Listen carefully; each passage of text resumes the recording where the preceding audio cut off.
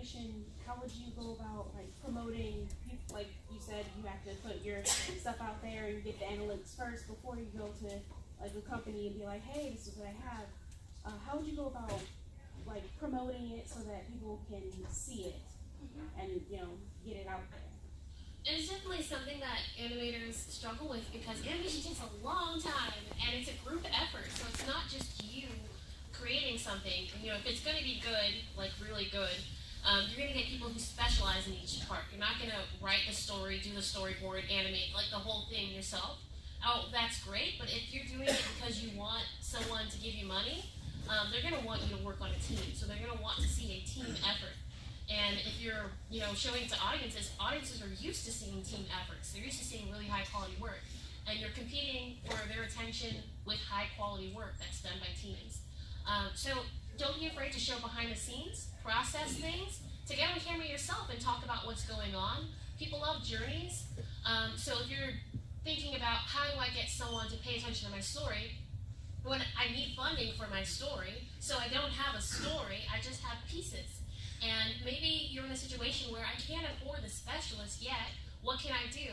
You can first pitch to the people who are going to work on your team, and then pitch to the people who are going to fund your team. So pitching to the people who are going to work on your team, it's very similar to the pitch for the network, except you don't need as much followers.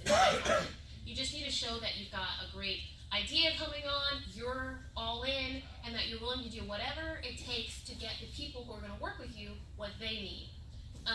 That goes into figuring out what they need. Some people need fame and notoriety, some people need education, some people need connections, some people need like basic stuff like food and a shelter and that kind of stuff. I have a friend who started a film house for people who they need their basic bills paid for, but they also want to work in film like 100% of the day. They don't want to go work at some other place to make money to work in film. So he has a house, great. He didn't have enough people on his team, so he provided them housing, and that's how he was able to get his film started.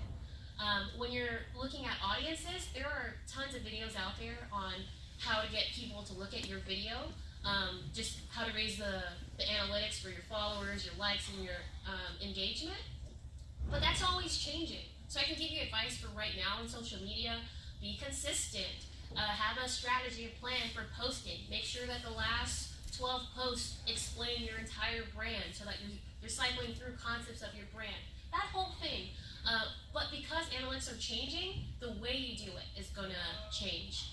So the way you get a follower on Facebook has drastically changed. We've seen that even if you got somebody to your page to like your page, they have to do other things to see the content you put out, or you have to pay to play to put it out.